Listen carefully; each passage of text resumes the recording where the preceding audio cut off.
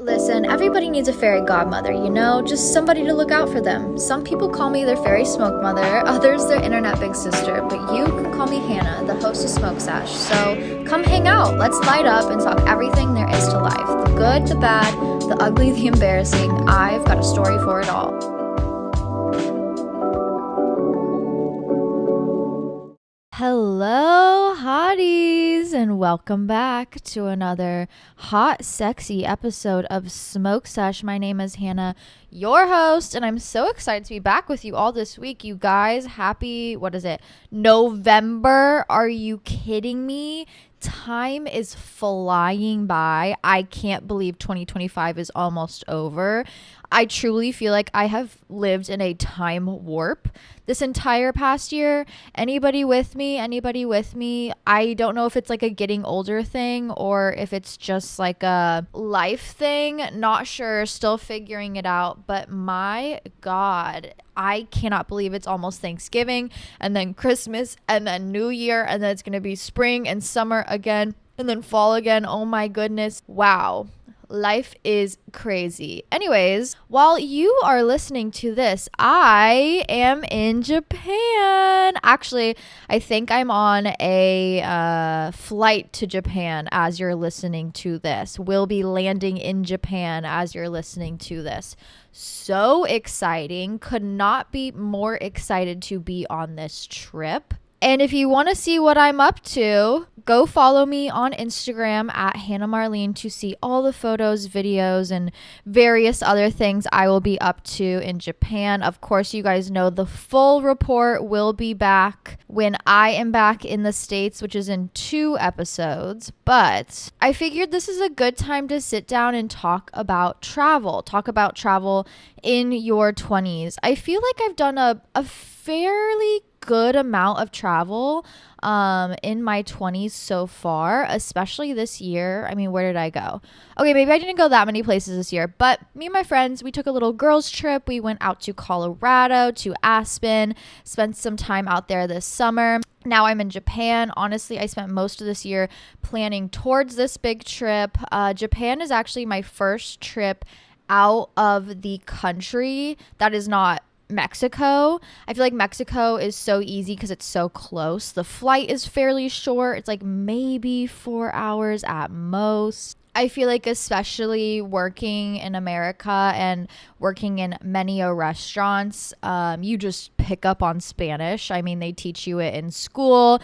It's something that, I can use fairly conversationally or enough to at least get around or understand. Sorry, my fat ass cat is running across the table. If the camera, there's not an earthquake. It's just his fat ass sprinting across the table. But I feel like it's a fairly easy trip to do. If you do need a first trip out of the country, Mexico is fantastic. Highly recommend. But I wanted to challenge myself this year, and honestly, you're like, why Japan? Are you like really into anime? Are you really into like the fashion, the culture? Genuinely, and I know this might sound surface level, not conceited, but surface level indeed. I really just want to go for the food. You guys know me. I'm a massive foodie.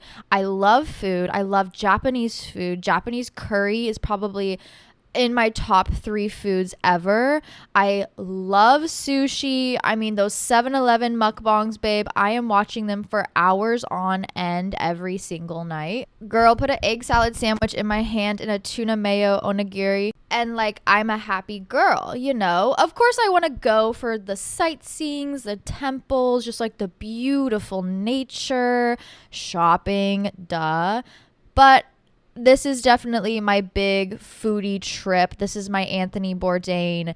I'm going to eat as much different food as I possibly can. It's definitely going to be a challenging trip just because obviously I don't know much Japanese.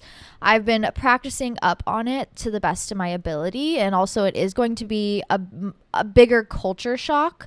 But I'm so excited to challenge myself and to just push myself outside of my comfort zone and experience the world. I think travel is one of the number 1 ways to learn about yourself and learn about the world around you. I think it's very important to learn about the world around you.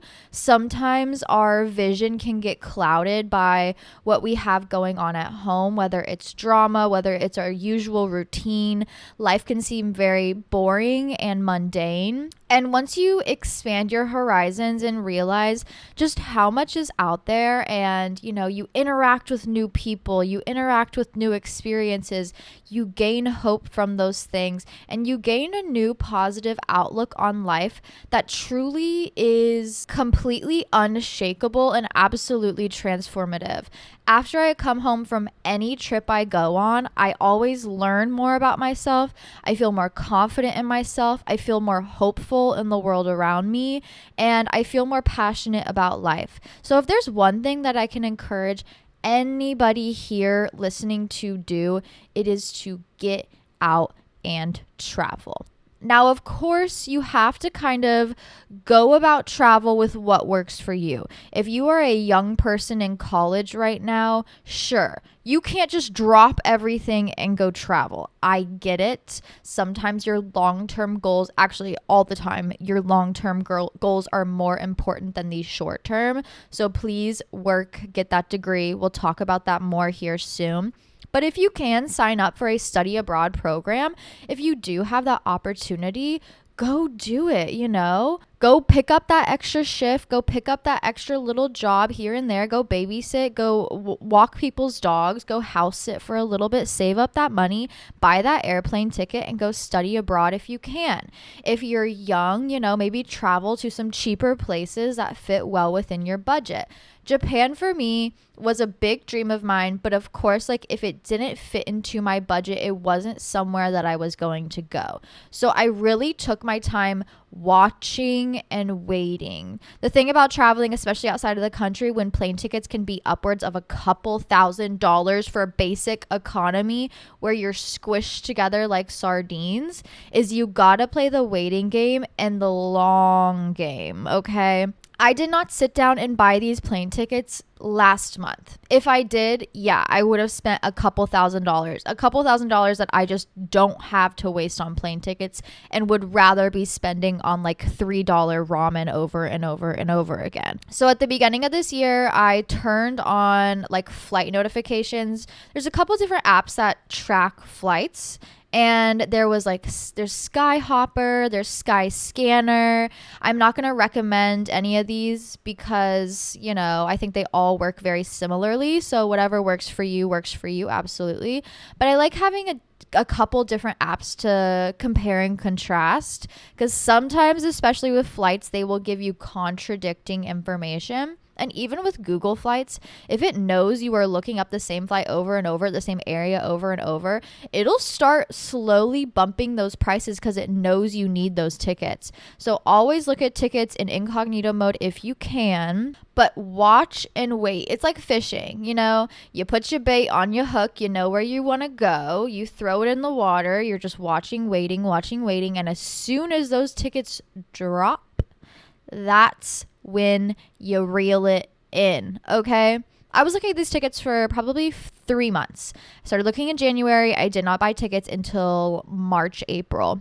And that's because at the beginning of the year, and I know, crazy, we started having all of those planes crashing. Do you guys remember this at the beginning of the year when literally, I don't know what it was, but every single week there seemed to be just a different story about planes crashing? And that's not me trying to freak you out. That's me telling you, sometimes the prices drop because of what's going on. And those $1,500 tickets immediately dropped to $700. Now, in that moment, I was I have $700. I do not have $1,500 to drop. This is my time. You gotta get it when it's as low as it possibly can be. So I got my round trip tickets to Japan for $700. I know, insane. I feel like that's a 2008 price, not a 2025 price. But I'm so lucky to have been able to just been watching it, waiting, and was able to jump at the right moment. So when you see those tickets take a drastic drop, buy them. Now, I will say, usually those cheap ass tickets come with a caveat, okay? The more expensive tickets are more expensive because of the convenience it brings you.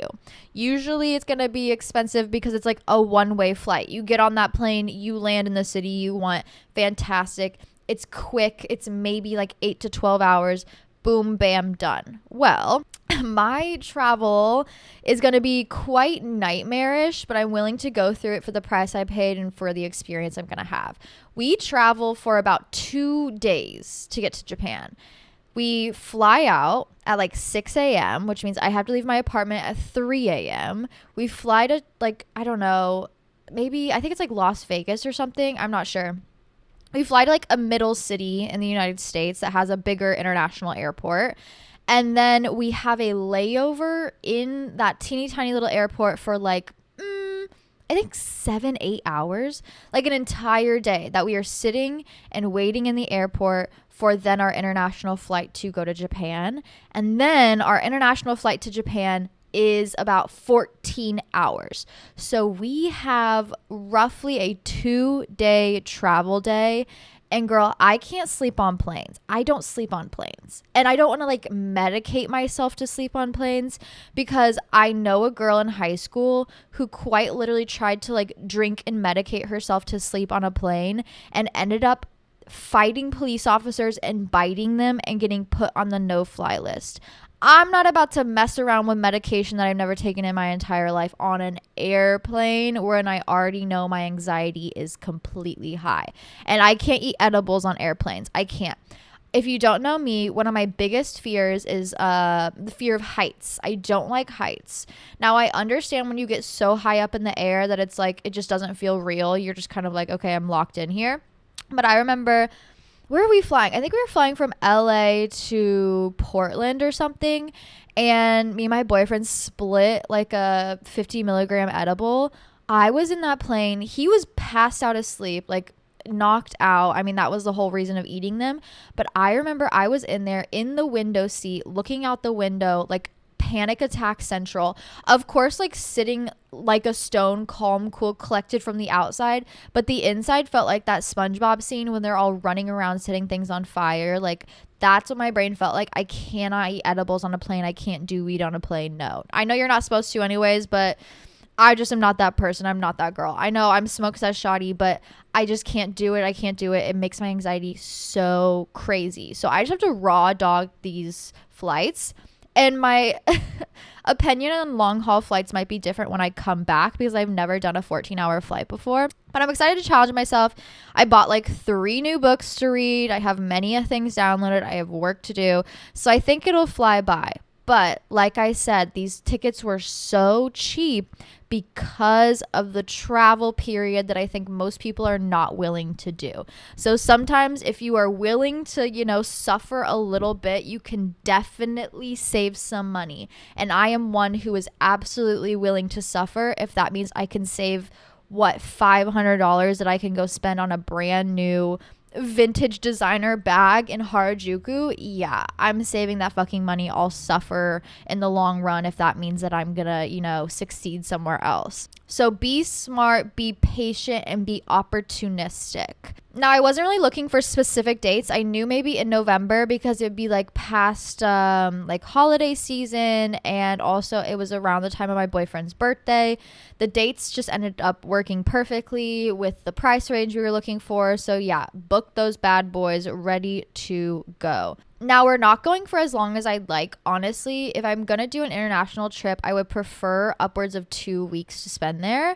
We're only doing a week just because I don't have a lot of time off and he doesn't have a lot of time off. I don't want to miss this podcast in any sort of way, thus the pre-recording. But I do want to go out there and I want to experience life and I want to, try new things. And thus a week is good for me. I'm happy with that. If I want to book longer in the future, now I know. Not only can you book your plane tickets on a budget, but you can also travel on a budget. If you're a young person who's I just don't have a lot of money, but I want to go out and see, travel the States. The United States has some really fantastic, beautiful sites. Even me in Missouri, in Kansas City, it's undeniable. The Ozarks and getting out to nature. I went on a trail ride the other day with my instructor. It is just like so beautiful and lush, and the foliage right now, it's undeniably beautiful. If you have an eye for love and beauty, you will see it wherever you go. So it doesn't have to be this big cross-country trip. It could be somewhere small and local. As long as you're just switching up your visions and your viewpoint, it will have an effect on you, and a positive one. It could be 2 hours away, 3 hours away. It could be 14 hours away. I don't care. Whatever matches you and your budget is what truly matters. But if you do want to take that international trip, you can do it on a budget. And I am planning on doing it on a budget. I mean, I like spending my money. Don't get me wrong. I love shopping and all that jazz. But the older that I get, the more I'm like, is this something that I'm going to use for the next 5 years? And that's how I kind of think about spending when I'm traveling. Small trinkets, small things, fantastic, love. Big purchase, big items, like I'm really going to think about those things and take my time with them. And also when you're traveling to other countries, the food is going to be relatively cheaper. I will say, like, I'm not even kidding. I think a bowl of ramen here in Kansas City is like $25. $25. Are you kidding me? In Japan, it's going to be like $4 at the most, you know, unless I go to like a Michelin star restaurant. So I'm going to be saving money there no matter what, as long as I avoid the random impulse purchasing and big ticket item spending, and spend most of my time on my feet just moving around looking at everything. I think experiences are the one thing that I will always splurge on. And I was raised this way. My parents growing up, of course, like when I was younger, you know, Santa would bring presents and they would get me, you know, items I wanted. Not like everything, of course, but you know, it's like, okay, you and your brother can share the Wii this year. That's your one big present. Fantastic. Love it. But the older I got, the less materialistic they were. I don't know. My parents got real woke real fast. Not that they won't work. Oh my God, weren't woke. That was a tongue twister. But they got real woke real fast, especially when I was in high school, and they stopped doing presents altogether. And they were like, if there are any experiences that you want to do, like a small class here, or, you know, you like pay for your lessons, pay for this, we will do it. If you want to take a cooking class, like, let's do it. But no like surface level high ticket purchases. They need to be experiences. And so that really changed my viewpoint on like spending on experiences versus spending on materialistic items, because those experiences are things that you'll carry with you forever. They're things that you will always look back on and be appreciative of. But like the big ticket materialist items, like, oh my God, those Lululemon pants that are $150, you're going to wear them for maybe a season, then they're going to sit in the back of your closet and you're never going to think about it again. That compared to a $150 cooking class of your favorite item that you can now cook for yourself every single week for the rest of your life, like that value is completely outweighing the Lululemon pants by far. And thus I'm more willing to save and to pick up those shifts and to work a little extra harder and save that money so that I am able to go on these big trips. But if you can, it truly is just so transformative and so eye-opening to the world around you. And I'm always looking for new ways to appreciate and explore the world. So I'm so excited to see what this trip teaches me and to be able to bring that back here with you guys. I just know that first couple travel days are going to be like me ripping my hair out, me rolling around on the airport floor. But as long as I can get through that, it's going to be so amazing. And I cannot wait. Seriously though, if you are young, get out, travel, explore, see the world. The world wants to be explored and seen, understood, and appreciated. And there's nobody better to do that than you. I'm really in my comfy cozy era. This is a comfy cozy episode today. I don't know. It's been raining for the past like 4 days nonstop and so freaking cold. I was like, fucking outfit, fuck makeup. I'm just gonna roll up to the podcast in a big fluffy blanket and call it a day. I'm sure most of you guys listen to these episodes in the exact same outfit. So listen, happy to have you here. Did you guys see that new Vogue article that's talking about like wait, I gotta find the exact title. Is having a boyfriend embarrassing now? Oh my God. I read this article and I'm so glad. Oh my God. I love to see an article talk about education. I love to see an article that takes over like the news by storm.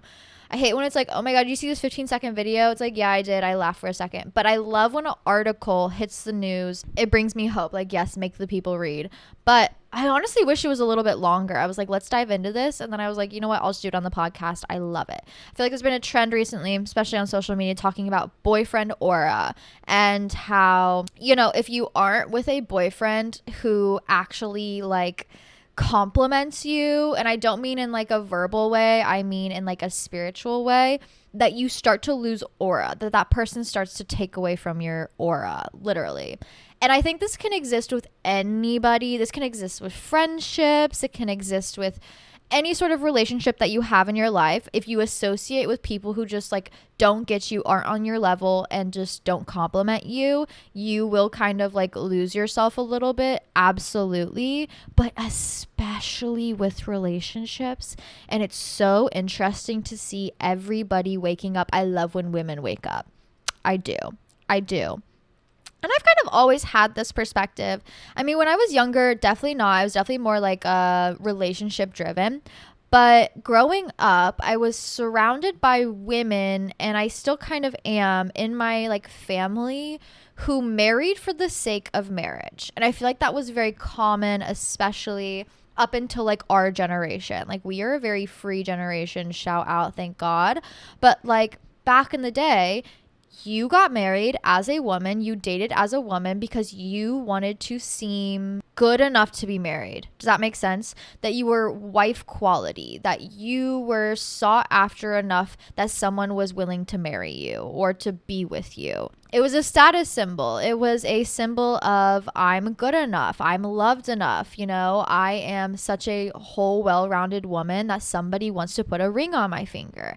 And nowadays, like, the title is not enough. We realize that with that title comes so many different responsibilities, so many different things that we have to pick up on, that at this point in time, we just are not willing to pick up on if it's not for the right person. And I absolutely agree. And not so in a way where it's like, I don't believe in love. I don't think people should be in relationships. That's surface level. That's lame. I don't agree with that. There are many of my friends who are in relationships, and I love them down, and they're in good relationships. They're in relationships where it's like, oh my God, I'm actually so glad you have a boyfriend because he brings something to the table. He literally makes you a better person. He shows up for you. He sees you. You're not just an extension of him. You guys are in a relationship, and you're working to better each other through this relationship, and just like show up and love each other at every point and turn and second. It's amazing. Literally aura plus 100. But I also see friends in relationships who are like, I'm in a relationship to be in a relationship. Boyfriend brings nothing to the table, you know? He's just there, and they kind of have sex every once in a while. But there's nothing that he's adding to her or uplifting her or bringing to the relationship that adds to her. And thus she starts to lose herself, you know? She starts giving more and getting nothing in return. And thus that makes you a little bit of a shell of a person. You know, you lose aura points. And it gets a bit embarrassing. Nowadays, the title is not enough. You know, being a girlfriend is easy, but being a partner is hard. And we are looking for partners nowadays. We are looking for people who, I mean, we all have different boundaries. Maybe you're looking for a provider. Maybe you're just looking for a really good lover. Maybe you're looking for everything. And I think you should look for everything. I don't think you should settle, you know? But I just thought it was so interesting that it's like we are all recognizing this movement of women are not willing to settle for the title of wife anymore. We don't just want the ring on our finger. We want the relationship. We want the partnership. We want our quality of life to be better, because when we're alone, we can give ourselves everything we want. That's the thing. Maybe, and that's the thing that just like boyfriends don't get, is when we are alone, we can do everything for ourselves. Oh, I want that dinner. Cool. I'm going to cook it for myself, or I'm going to go out and buy it. Oh, I want that outfit. Fantastic. I'm going to go get it. Oh, I want my house to look like this. Great. I'm going to take my time organizing and planning and build the house that I want. Everything that we want for ourselves, we can create for ourselves.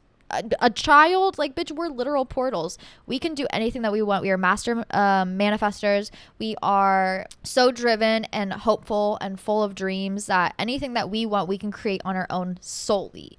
So if someone else comes into our lives, they need to not only help us create those things, but they need to bring ideas and things to the table that are more than we ever could have asked for, and so much better than we ever could have asked for. They understand us fully. They show up for us fully. It is not surface level anymore. It needs to be a better life than we can give ourselves, or else we're settling. And sure, it might take a little more patience to find these things. It might take a little, trial and error to find this person. But I'm just glad that it's a conversation that we as women are having to not settle anymore, and to really just like keep our eyes open and keep looking. And there's not too much that you could ask for. You're never being too much. Oh, I want this and I want this. Cool. Go find it. There's so many fish in the sea. I don't think you should settle for somebody who does not bring more to your life that you can give to yourself. Do you believe in breaking up to work on yourself and get back together in the future? I don't not believe in anything. Let's start there. I don't not believe that something will ever, never, ever, ever work out. I have friends who have done this. I know people in my real world who have broken up and like 5-10 years later gotten back together. But the key is here, if you are going to break up, to take a break, to work on yourselves, it needs to be a clean split. It does.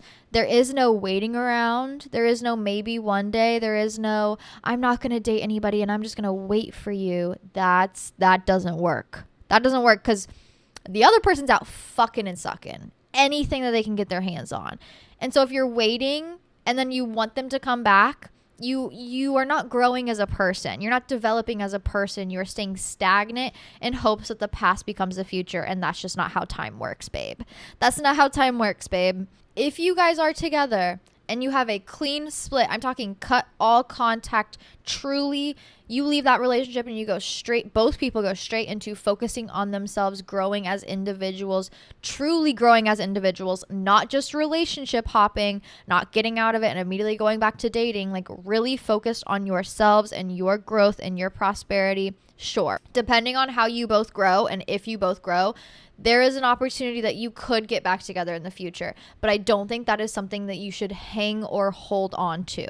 If the universe aligns you accordingly, where 10 years from now, you are finally a CEO and he's finally owning his own business, whatever the hell you guys dream of, whatever. You run into each other at a bar and you've both grown profusely as human beings and that spark is still there and you're both single and you see each other across the bar and your eyes catch, oh my God, love is in the air. Cool, fantastic. That's amazing. Love it. Very rare. But I think what's most important is if you are going to break up clean. Clean breakup, clean split. Don't hold on to those people. Take your time. Really focus on yourself and yourself completely. Nobody else. Work towards those goals. Achieve those goals. And sure, maybe in the future it could work out, but that's not what you need to be focused on. That's not the focus, babe. The focus is you all the way, especially after a breakup. Now, I don't think breaks work. Breaks don't work. Breaks are like the month or 3 months that people take off from each other to be like, oh, I just want to, I just need some alone time. If you need alone time from your partner, you need to break up. Breaks don't work. Like I said, someone is sucking and fucking, and you can't go back into that relationship after 3 months after that person slept with whoever. You don't know. You weren't in contact with them. I'm a little too crazy for that. I don't do breaks. You either break up or you're with the person. Don't hold on to those person after the breakup. Focus on you. Keep it moving forward. And if it works out in the future, then those are how your cards are dealt. And congratulations, babe. Now, I brought up earlier staying in school, especially college. And I want to elaborate on that. Next episode, I think I'm going to go over some of my most popular topics, most popular episodes that I've had on Smoke Sesh and kind of revisit them to see how my opinions have changed. Because listen, one thing about me, my opinions change with the wind. I could literally say something could come out of my mouth and I could literally contradict it the next second. I'm just a Gemini. It's just who I am. I can't help myself. So I think it'll be fun to visit. But I have had a lot of people in my DMs and just submitting questions like, do I drop out? Do I drop out of school? Like, school's so hard. And back in the day when I had recently dropped out, my answer when I was young and naive would have been like, yeah, do whatever your heart calls to. But now that I'm older, my answer would be a big fat no. No, do not drop out of college. Do not. And I'm saying this very sternly and seriously as if I am your big sister, because I am. because I think college is so important. And I think your education, especially nowadays, is so important, and it's not something to just casually throw away because you're feeling exhausted or tired or like you're not interested. There are always ways you can switch up, that you can get help, that you can still succeed, even just like take a break and come back to it. But I do not think that you should drop out of college, and here's why. Like, let's get into it. Here's your dose of motivation while you're studying for your midterms, for your finals. Like, let me tell you why it is so worth it. I think we nowadays, yeah, we're in a reading crisis, we're in a literacy crisis, but most importantly, we are in a discipline crisis, especially with just like how much we've been using our screens and how, you know, TikTok has really warped our brains, or just short form content has warped our brains into seeking more short-term validation and constant newness. It has taught us to always look for the more exciting thing and to leave the maybe more boring thing behind in search of a more exciting thing. But in reality, those boring things can teach you more than maybe the quicker, more exciting things actually could in your life. That seems like very vague, so let me expand a little bit more on that. College is supposed to be hard. College is supposed to be challenging. College is supposed to be probably some of the most challenging thing you've done in your life. College, getting your master's, it's all supposed to kind of push you to your wit's end, see how much you can do, especially with trials and tribulations, how much you can commit to yourself, how much you can dedicate to yourself, what your strength and resilience is. And you don't really get that kind of understanding in the real world. It is essentially, yes, you're getting your degree, you're learning about your degree, fantastic. It is not about the degree. College is not about the degree. It is teaching you resilience, perseverance, determination, and strength and understanding in yourself to get through hard things and achieve long-term goals. Long-term goals are so important. And a lot of people cannot stick to them nowadays because they've never had to. They don't know how to. They don't know how to discipline themselves. They don't know how to, and like healthily discipline, you know, come up with a good routine that works for them, understand themselves through trials and tribulations, and be able to change accordingly in the future so they're more successful. And college is a 101 course on how to do that. And I think you come out of college, if you take it seriously and actually like commit to it, being a very well-rounded person with a degree. You know, you come out of college understanding what it takes to put in hard work, what it takes to be disciplined in yourself, what it takes to be perseverant in yourself and your dreams. And it helps you become a more well-rounded adult in the future. It does. Absolutely. These are things that I've had to learn myself because I did drop out with like 1 year left of college. And I would like to state that, like, although I dropped out and I am successful now, I am an anomaly. I really am. I don't know how I got here. I am very, very thankful to have been here and like be here currently and be able to be creative and make money and be successful off of it. But this is an anomaly, and this is not something that I really ever thought would happen. I mean, thanks to you guys, big shout out, big ups to you. Like, thank you for being here every week and listening. That's why I show up even when I'm on vacation every week for you guys. I do not ever take this for granted because I understand just how rare and special it is. And I think with the rise of whole like influencer culture and just becoming so obsessed with social media, sometimes it gets painted out to be like, oh yeah, drop out, start making videos, you're gonna make $100,000 in a year. That's just not how it is. It really, really isn't. And I do not recommend anybody doing that. I was out shopping for my nephew for his birthday, literally in the Target aisles, and I'm like, why is there a wooden block influencer kit for ages 3 to 6? That breaks my heart. We do not need more influencers. I fear we do not, because like, you should be your own biggest influence, absolutely. But also, I think it's kind of just like a cop-out. There's more important things that you could be doing in this life. That's even something I struggle with as well, where it's like, I don't want to be an influencer. I want to be here. I want to be able to inspire something in people. I think that is my purpose, as well as be creative and maybe like start a brand in the future. But I think we see so much of it, and especially being somebody who also like consumes social media, I see a lot of content creators. And when you see something so much, it seems like something that is so prevalent and opportunistic, but really it is very difficult to even get to the level of the influencers that I'm watching on TikTok or Instagram. It is insane to get to those levels, especially nowadays. And I hate seeing people throw away their wasted potential and their dedication to themselves for short-term satisfaction. Whether it's I'm dropping out because I just don't want to do it anymore. I'm tired. I get that. You know, if you're struggling with mental health things, I also get that. Absolutely. Like, get help if you need. But if it's just because it's hard or you don't want to do it or you want to live an easier life, the funny thing is getting through college will teach you how to live an easier life better than dropping out ever could. Learning that discipline and learning to be like strong inside yourself will teach you how to have an easier life in the future than dropping out right now ever could. And honestly, dropping out is one of my biggest mistakes. Do I think I would have used my art degree at this point in time in my life? No, probably not. But I do regret not pushing myself to achieve the things that I wanted to achieve and simply complete tasks. It breaks my heart that I did not complete that task in my life and I don't have the degree to show for it. I think college brought me so much understanding in myself. It taught me hard work. It taught me about new things that I would have never learned about. It pushed me out of my comfort zone. It pushed my boundaries a little bit in a very healthy way. It taught me how to handle conflict, how to fight for myself, how to stand up for myself, how to advocate for myself.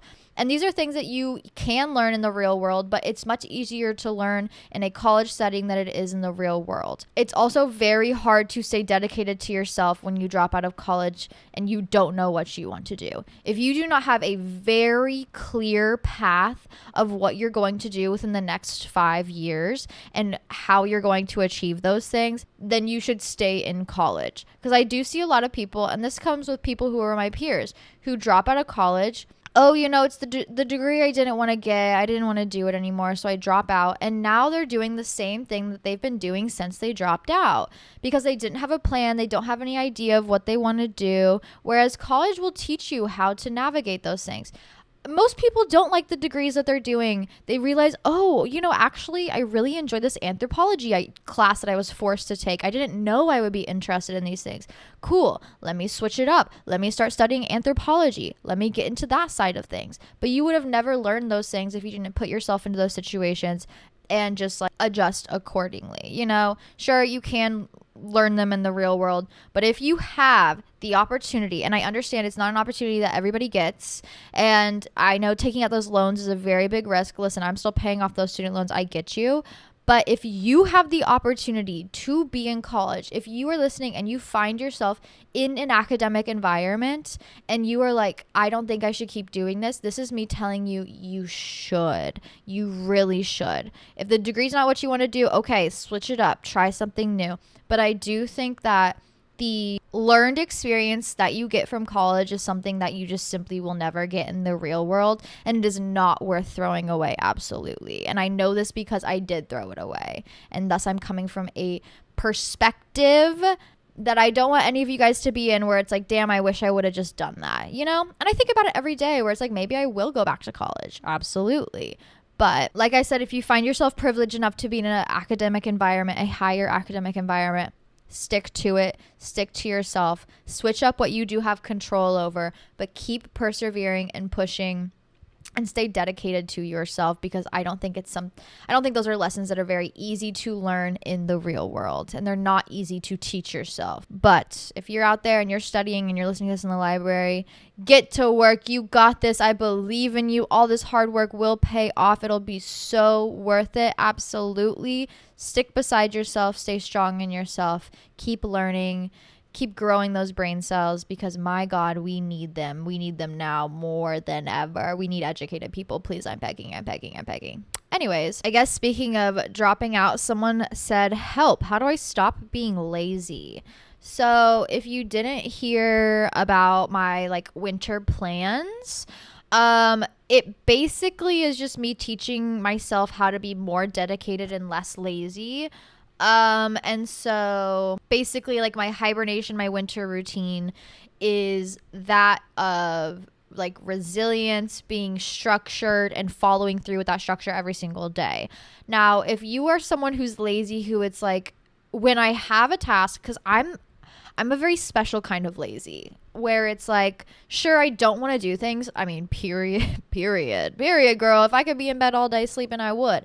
I don't have time for that. That's not a way we want to live life. But I'm a special kind of lazy where I become avoidant, where if I know I need to do something, there's some like weird little brain worm I have where it's like, I know you have to do it, so I don't want to do it at all. Maybe it's because I'm a brat. I have a little bit of like a brat tendency where it's like, oh, but if it's not what I want to do right now, then I don't want to do it. And that really is elevated when it comes to tasks or things that just like don't fit in with like my ideal life. Oh, it's not self-care, so I don't want to do it right now. It's going to the gym, but I'm tired. I don't want to do it right now. The thing is, you can't let your brain win. You can't. Your brain is always going to fight you no matter what. I mean, at least for me personally, because mental illness, hello. It's me versus my brain constantly. But the last thing I'm going to do is let that battle with my brain win. So if you feel like you've let your brain win too many times, you know, you've been a bit avoidant, you have been a bit lazy, you haven't been achieving the things you want to achieve, you know, you have that simple little assignment that you need to do, but for some reason you just can't get it done, or you have to make a call to the doctors, but for some reason you can't get it done, here's what you do to kind of restructure your brain and get back on track. First of all, you gotta start small. You got to start small, little things that build resilience and rebuild like dedication to self. So then you're able to work up to maybe bigger things. I'm trying to think of like the smallest thing.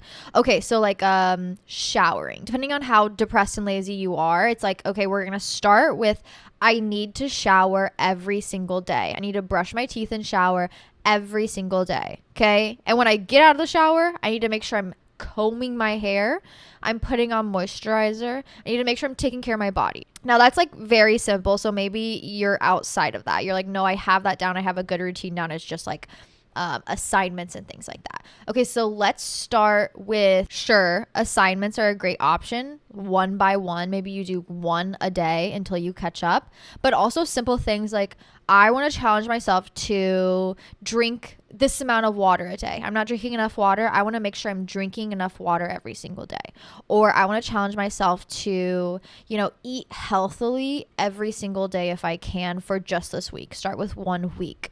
Doing a simple task like that you know is good for you, that you know is very easy to achieve. It's not like super challenging, but it is a challenge in itself because it's new. It'll teach your brain to get used to that resilience, to get used to a pattern of behavior, to get over that hump of I don't want to do it. And then you're able to kind of like keep that ball rolling into bigger, more harder, more avoidant things, such as like going to the gym every single day.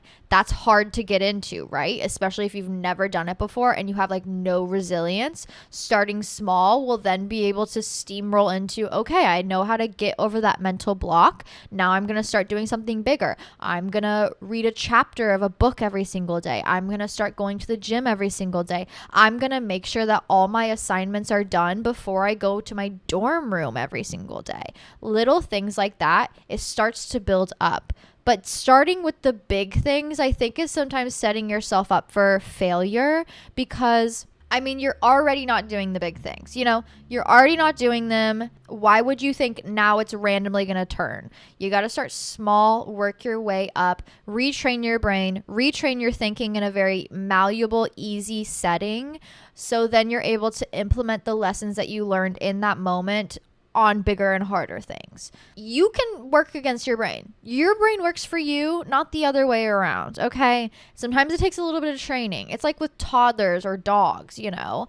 You're not going to let your dog like pee and poop all over the place. It's like, okay, pause, like let's restart this whole situation. Let's make sure we're going on walks every single day. You know, let's make sure maybe we have a bell at the door. We train the dog to ring the bell when he needs to go outside. Whatever it is, it's like you can work with your brain in that same sort of way. You just have to be willing to do so. And starting small opens the doors to bigger things. So start with a small challenge. Start with 1 week, something simple. Oh, I'm going to journal every morning. Oh, I'm going to read a chapter every single day. I'm going to make sure I'm drinking this much water every single day. I'm going to make sure I'm eating healthy every single day. Start with 1 week. You'll be surprised what it spirals into and what you have the dedication and energy to achieve week 2. I guess speaking of being lazy, someone asked, how do you have the energy to cook at the end of the day? I'm so exhausted when I get off work. A object in motion stays in motion. Especially, this is me with like my ADHD. When I get the ball rolling, I gotta keep rolling. I have to. There is no little breaks throughout the day. Once I take a break, my brain is automatically in, oh, we're in rest and relax mode. And it's hard to get out of rest and relax mode, okay? It's hard to get into go mode. It's hard to get out of rest and relax mode. Once you hit that get up and go and work and do those things go mode, you gotta stay there until you get those things done, okay? I'm not even kidding. Sometimes I will get off work or I'll get off a big errand day, whatever it is. Like I'm outside, I'm moving, I'm grooving, I'm doing so many different things. I come home, I don't know. Sometimes I get off horseback riding lessons. It's like 6, 7 p.m. I could go buy a $20 dinner, or I have groceries in my fridge that I could cook. Cool, fantastic. I'm going to take off my boots. I'm going to leave everything else on. I'm going to go straight to the kitchen. I'm going to start cooking in those fucking work clothes. I am, literally. I'm going to start cooking. I mean, hands washed, duh. But like, I'm going to start cooking. I'm going to get everything going on the stove. I'm going to go shower. I'm going to go change to something comfy. Bam, dinner's ready. I eat dinner. Now I'm in relax mode, okay? It really is that object in motion stays in motion. You have to keep it moving, keep that energy going, because I know you're exhausted, I know you're tired, but as soon as you sit down, you open that phone, you let yourself relax a little bit, you are now in relaxation mode, and yeah, you're not going to feel like getting up and cooking or getting up and doing anything. This comes for any sort of chore that you have to do once you get off work. Getting up and doing the laundry, doing the dishes, cooking, cleaning, whatever it is. If you stop that object in motion, it's going to be really hard to get it going again. So keep the ball rolling, all right? Yeah, being an adult is exhausting. Having chores, having things to do is exhausting. I get it. But also, like, what comes out of that at the end of the day? Oh, I have to cook dinner. Fantastic. Now I get a really yummy meal. Oh, I have to do dishes. Well, that's because I was able to enjoy a really yummy meal that I cooked for myself.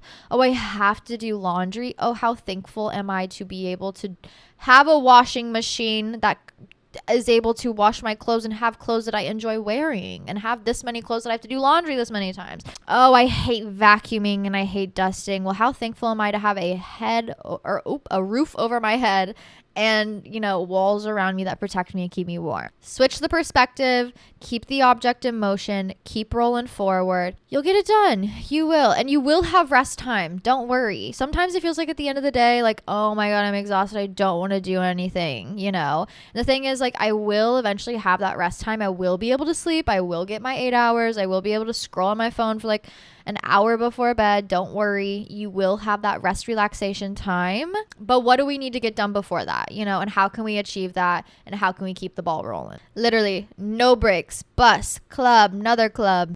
Someone said I miss weed, but now I'm an alcoholic, which is worse. Oh, girl, I fear alcohol is way worse than anything else on this planet. I know, and I know this from experience. Hello, I've had plenty of alcohol in my life, duh. But alcohol is very devilish. It really is. Not me becoming like newfound Christian. Hello, no, but like it is devilish if you really think about it. Like, sure, there is a romance of it all. Like, I think if you really take your time and get into the artistry of alcohol, then there's a way that you can approach it that is very healthy. My dad does this, where he's like, no, I just want to have like a 2-ounce pour of whiskey at the end of the day, exactly how I want it. But also, I'm not just drinking any whiskey I can get my hands on. He's like going to distilleries and learning about the process and vetting different companies and taking his time and investing in quality bourbon and taking his time to, on how he creates his drink. It's art to him, and he's not having 8 of them at the end of the day. He's just having one. Now, me and my mom have the alcoholic gene, where we're like, no, box of wine that has 4 liters of wine in it, and we're gonna have like 8 glasses. That's not artistry, that's alcoholism.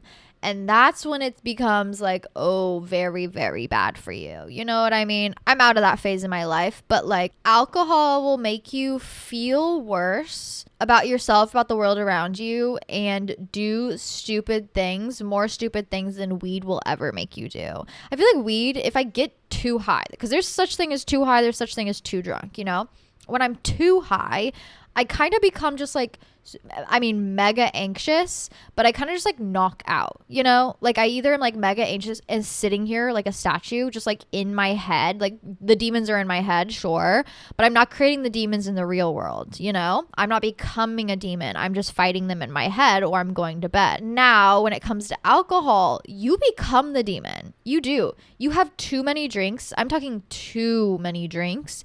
You make mistakes that you never would have made. You say things that you would never say in your right mind. You cause problems. You become a nuisance. Like, too much alcohol is always a bad thing. And so, in my opinion, if you're going to weigh the two, I will always say weed over alcohol for sure. No substances is ideal. And I am planning on doing a dry January where I'm dry from everything. I know. We'll see. But also, a big challenge in my overall like winter arc and hibernation routine is to get rid of alcohol. I do not see any sort of benefit from it other than the artistry of it. And I have yet to learn the artistry of it or to get into the artistry of it. Now is not the time to do so. I think I need to go cold turkey before I do any of that. But yeah, if I had to pick the lesser of two evils between the two, I would say weed all the way. Absolutely.